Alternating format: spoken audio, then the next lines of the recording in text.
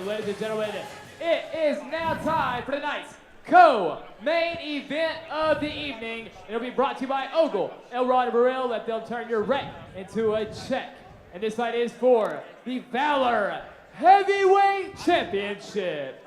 At this time, please welcome, fighting out of the Hogs red corner, Matt Tallent.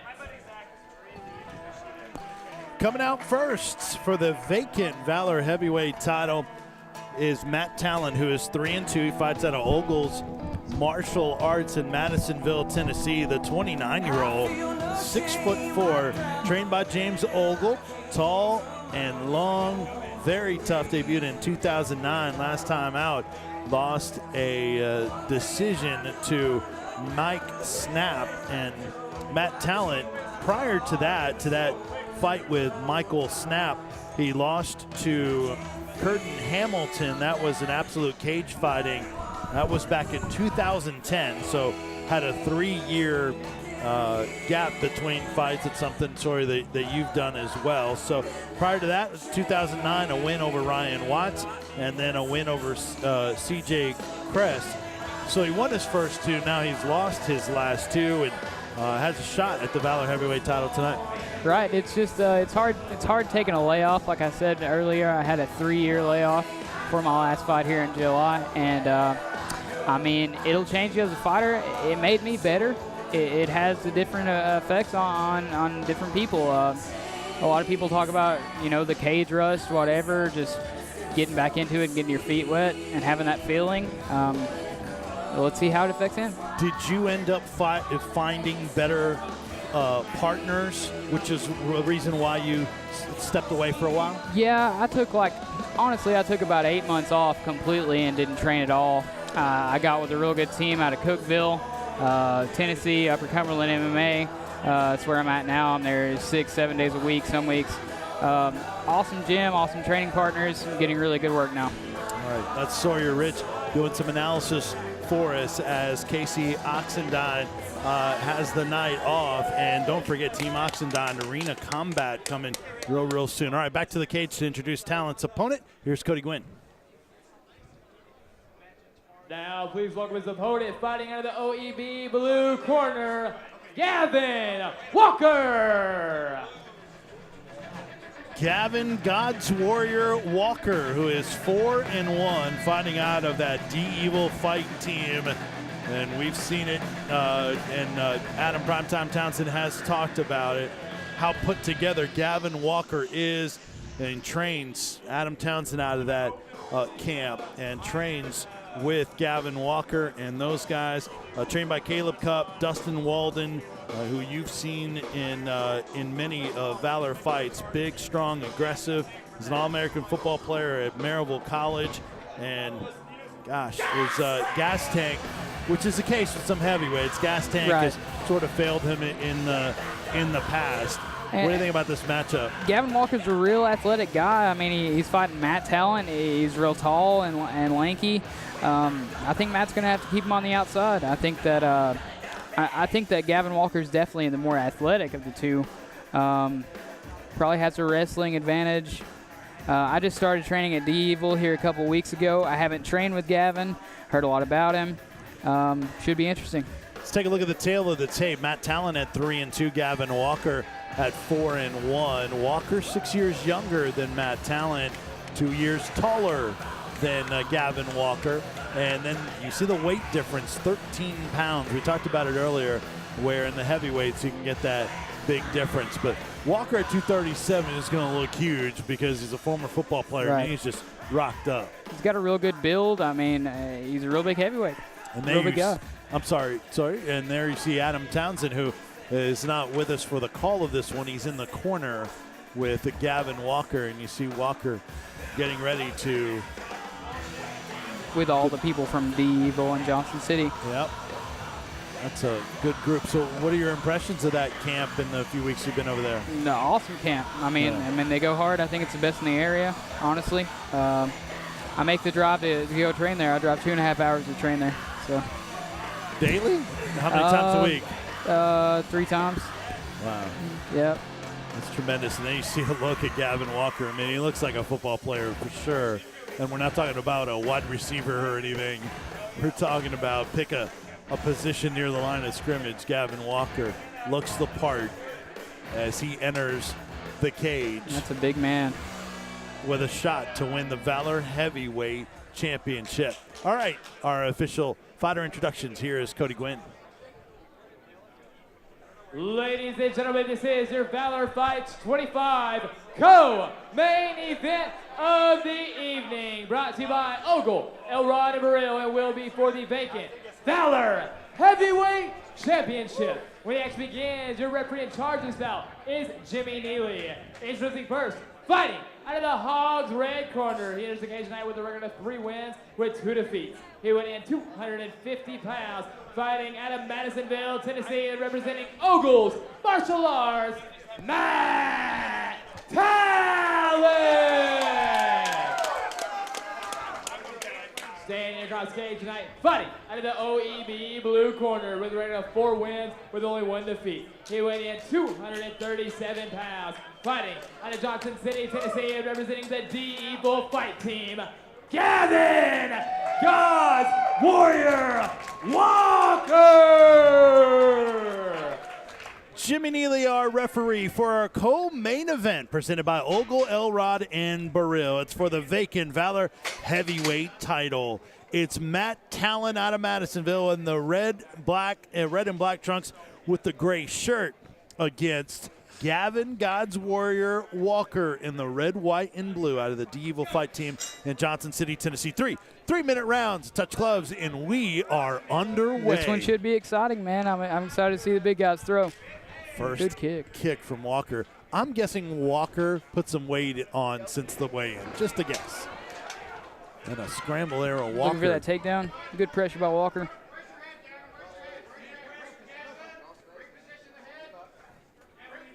What do you want to see from Walker here in this position? I think this is a good idea for Walker. Just pin him up. I think he's definitely a stronger guy. Nope. Just keep the pressure on him. Throw some knees here in the clinch. Gavin Walker, good knee. Last time out dominated his opponent, and Tim Johnson. Didn't finish him though, but really dominated. He didn't go out of his way. He didn't put himself in bad situations trying to finish. Right. He played it smart. Yeah, Walker hasn't been taking too many risks in his last couple of fights. What do you think about the shirt for I don't Tallent? like it. I mean, I wouldn't do it. Because your opponent can grab that. Even if the ref, doesn't see it or whatever, it's still a factor. Is that the same rule as the trunks? Yeah, they can't grab. You can't really hold on to their shirt and hold them and punch. But once it's done, Right. regardless of whether you stop it or not. That's a good point. Sawyer Rich, Vince Ferrara here on the call of our co-main event tonight for the Valor Heavyweight title. It's Walker in the red, white, and blue. Tallent in the gray shirt. Got Tallent and Walker just fighting, pretty much having a wrestling match here. Not a whole lot of shots thrown, some knees in the clinch. Not something you always expect with the heavyweights. Yeah, Walker keeping the pressure on him. Sticks a knee, does Walker. Game plan may just be just to wear him down, over time if you're in the corner of Walker. Both guys just trading knees. This is exhausting right here for both men. Yeah, especially with the heavyweights. Right. I mean, and like you were saying, we're talking about that weight gap, This could be a scenario where you got a 215 guy wrestling with a 260. I mean, in the heavyweight division, wrestling is ridiculous. And the gas tank, as we talked about, gas tank a little bit of a question mark still for Gavin Walker. He's got the advantage applying the pressure here, right. But still, that's something to think about. Final 20 seconds of round number 1 here in Pigeon Forge. Walker throwing up the knee here in the clinch. Oh, good knee. Yeah, that was to the body by Tallent. And this is just a big boy wrestling match right Pushing now. each other around. Walker tried to stick. There's a mouthpiece out there. Is that Walker's? Let's see. Yeah, I think so. All right, so round number 1, who you would give that to Walker, I'm right? going to give that to Walker based on, just control. He had him up on the fence, throwing nice little knees in the clinch. Kind of an uneventful round, just kind of a wrestling match. Would you like to see Walker, if he gets him up against the cage again, do something different? Or is that just a solid game plan just to wear on him? I don't know his game plan, It could just be to wear him down, thinking he's in better shape. He didn't really act like he wanted the takedown too bad. He didn't really go for it. Right. He was throwing some knees up. This may be what they want. Wasn't really punching a ton. A couple of little pot shots here and they there. They started a dirty box there, grabbed the back of the head, which is something I love. But, I got to give the round to Walker. He's winning. And as you will often see, that the Evil fight team, they don't use a stool in the corner. They're standing Make you up. stand up.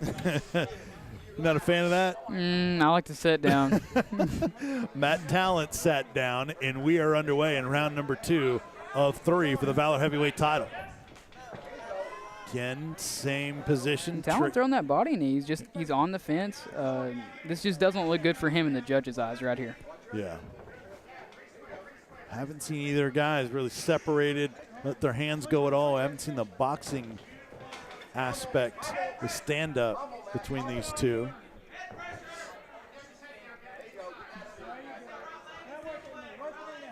Walker with the underhook here. He's got more control in this little scrap. Working for that second one. I almost think Tallent's knees are doing more damage. I think so too. His back is to the cage, and he's not the aggressor. I think he's got better knees going for him really in the clinch. He's just losing based on aggression. That one moved Walker back, that last right knee. So we're a minute gone by here in round number 2 of 3. Valor Fights 25, Go for Gold in Pigeon Forge. We're going to get some separation here, maybe some excitement for the fans. Yeah, not enough action, I guess. Oh, not good. Right. Mouthpiece went out. Yep. Right hand. He looked down, and we'll see if Jimmy Neely, they clinch, and then Jimmy Neely takes advantage of the opportunity for the mouthpiece to go back on. May not be good for Walker. Tallent looks like he might have been rocked right there. Yeah, gives him a couple extra seconds to try to regather his senses. And right back to the clinch, more of the same. So we didn't see, we got the separation, and then we didn't see him in the stand-up very much. We got a mouthpiece knocked out there. That was what we wanted, I guess.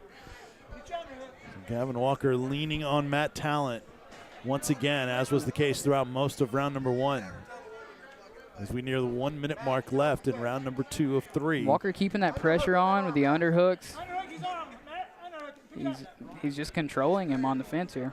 Any signs of him thinking about trying to go for a takedown at all? Walker hasn't dropped at all. He's just kind of stayed here. Right. If I was judging this, I'm giving it to Walker because he's got cage control. But like you said, I think Tallent's knees are doing more when they do throw in the clinch here. Walker's almost throwing the knees because he's supposed to. Yeah. I don't know that he's using that frame. Trying not to get separated, just having some activity. Right. If I'm in Tallent's corner here, I'm telling him to circle off. He's got to get off the fence, take the center of the ring, throw some shots. He's got to get out of this clinch. He's losing. Walker's got the back of the head of Tallent. Holding on there. And now Walker letting the hands go a little bit. He's right in front of his corner. Spit his mouthpiece out. Good shots by Tallent here. Yep. Tallent. Right here. Stuck an uppercut. A right hand, now letting the hands go to the end of the round. That was an elbow there at the end, it looked like. Wow. How about that? So a little flurry from Tallent. Who would you give that round to? I don't know. I'm going to have to give it to Walker as a whole. I think that the flurry was really good by Tallent at the end, but like I said, the whole round, he's just pressing the action. He's got cage control going for him.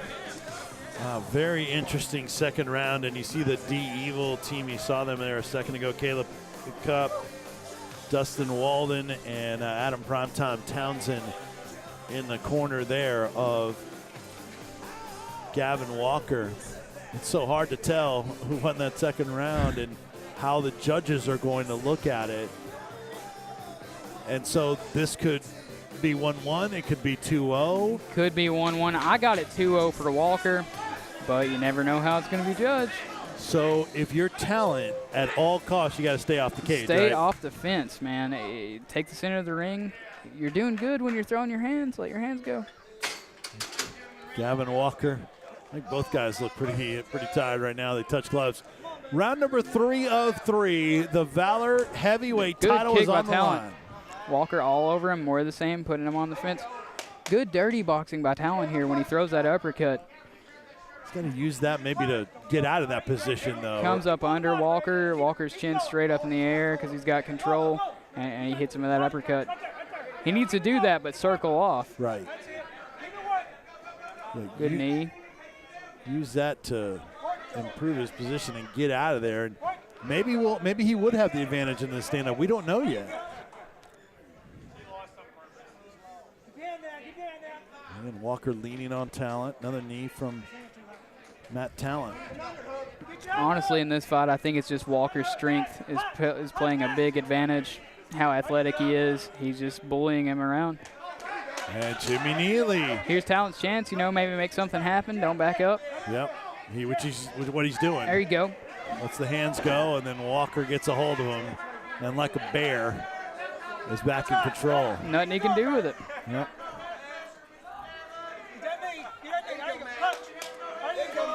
Good knee by Tallent. You think the judges, I guess it just depends on the judge, taking that into account? Yeah, I'm back up against the cage, but I'm offensive in sticking those. That's a burning question. Yeah. Everybody's like you got a guy that's, That stunned Gavin Walker. He stumbled a little bit after eating that uppercut. Tallent is Tallent. throwing great uppercuts. He has to get off the fence, though. Yeah. Good knees. Everything he's doing in the clinch is pretty good. I mean, he's doing more damage. He's just getting bullied. He may be too tired to get out of there, too. And another elbow we saw at the end of the second round. A minute left in this title fight. Tallent absolutely has to get off of the fence. Is this 5 rounds here? No, it's amateurs only 3 for a title. Yep. Tallent has got to get something going here. 45 seconds left in this title bout. Uppercut still sticking on Walker's chin. Can he land something significant here in the final 30 seconds of this fight? If you're Tallent, you got to circle off and explode. Look for that KO right now. I think you're down 2-zip. Those little knees are not going to be enough to win this fight, more than likely.